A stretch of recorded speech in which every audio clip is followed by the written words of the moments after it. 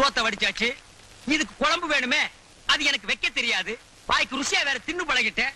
நானும் அவளை விரட்டி இருக்க கூடாது, அவளை என்கிட்ட கோவிச்சுட்டு போயிருக்க கூடாது. இப்பதான் தெரியுது பொண்டாட்டியோட அருமை. இதுக்கு குழம்பு வேணுமே. 4 வீடு கேட்டு பாப்போம். அம்மா தாயே, அம்மா தாயே, அம்மா அம்மா கொஞ்சம் குழம்பு ஊத்துக்குமா. நீயா நகையை கேட்டு பொண்டாட்டிய வரக்கணும் தானே நீ? அவகிட்ட நான் சேலை இரும்பா கேட்க முடியும்? ஐயா உனக்கு கொஞ்சமாவது ஈனமான ரோஷம் இருக்கா? அதெல்லாம் என்கிட்ட இருக்கு.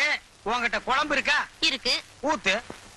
ஊத்த மாட்டேனே. வச்சுக்க, வேற வீடு பாக்குறேன். அம்மா தாயே, உங்க அண்ணன் மாதிரி நினைச்சுக்குங்க, உங்க தம்பி மாதிரி நினைச்சுக்குங்க, உடன்பிறப்பா நினைச்சுக்குங்க.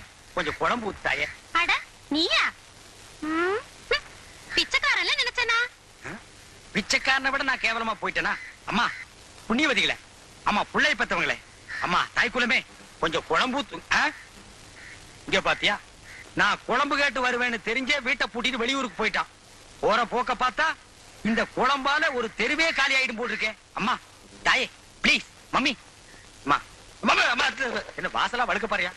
அம்மா அம்மா கொஞ்சம் குழம்பு ஊத்துங்க. தீந்து போச்சு. தீந்து போச்சா? குழம்பு இல்லைன்னா பரவாயில்ல, கொஞ்சம் குருமா ஊத்துங்க. திமிர பாரு. திமிரா இல்லன்னு சொல்லிட்டு உள்ள வைக்காதீங்கம்மா, ஊசி போயிடும். அம்மா செவுரா.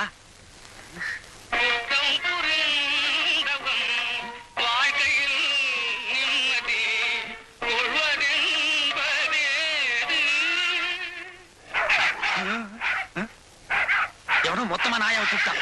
இனிமே இந்த தெருப்பக்கமே நான் வரமாட்டேன்.